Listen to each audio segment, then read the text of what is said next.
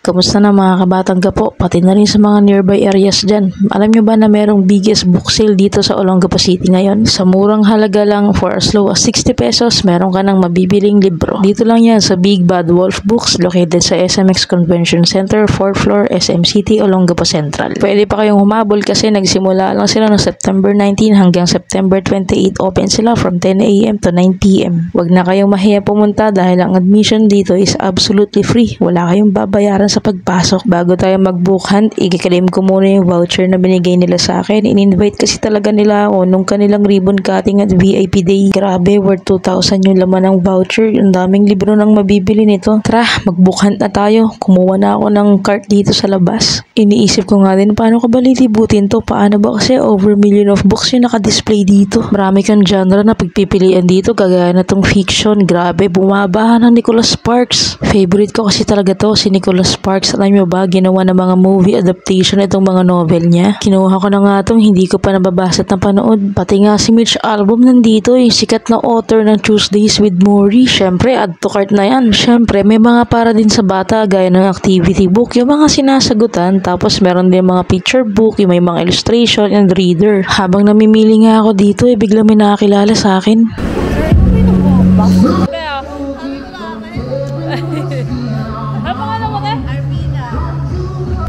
Thank you po.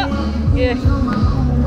O siya, tuloy tayo sa pagpili ng mga libro. Kaiikot ko nga, nakita ko tong 60 pesos na mga maliliit na libro. Grabe, sobrang dami ng mga libro nandito. Hindi ko na nga alam kung anong oras na eh. Kung may kasama ka nga palang bata, pwede mong iwan dito para makapag-ikot ka maigi. Hindi na nga matapos-tapos tong mga genre na nakikita ko dito. Sobrang dami din kasi may pang matalino pa nga. Ob tayo kaya hindi tayo pwede ron. Kaya nagpatuloy lang ako sa paglalakad at pag-iikot hanggang sa nakita ko nga tong crime and thriller na to. Kumuha ko ng dalawa. Ito na nga lahat ng pamili natin. Nakakatawa no, kasi kahit uso na yung mga e-books ngayon, nananatili pa rin matatag yung industriya ng mga libro. Tingin nyo kaya bakit? Homework mo yan ha, alamin mo kung bakit. Papunta na nga ako ng kahera dito para nga mabayaran ko na to gamit yung mga vouchers natin. Sa computation ko, nasa mahigit 2,000 nga tong mga libro natin guys. Lahat ng libro na yan ay brand new ha, walang second hand dyan, kaya talagang wala kang talo. Huwag mo rin palang kalimutan i-scan yung QR code nila. 1,940 nga pala yung total. Tapos yung 100 pesos kasi na yan, hindi pala kasi kasama sa voucher yung mga pang Filipino author. Grabe, hindi na ako lugi dun.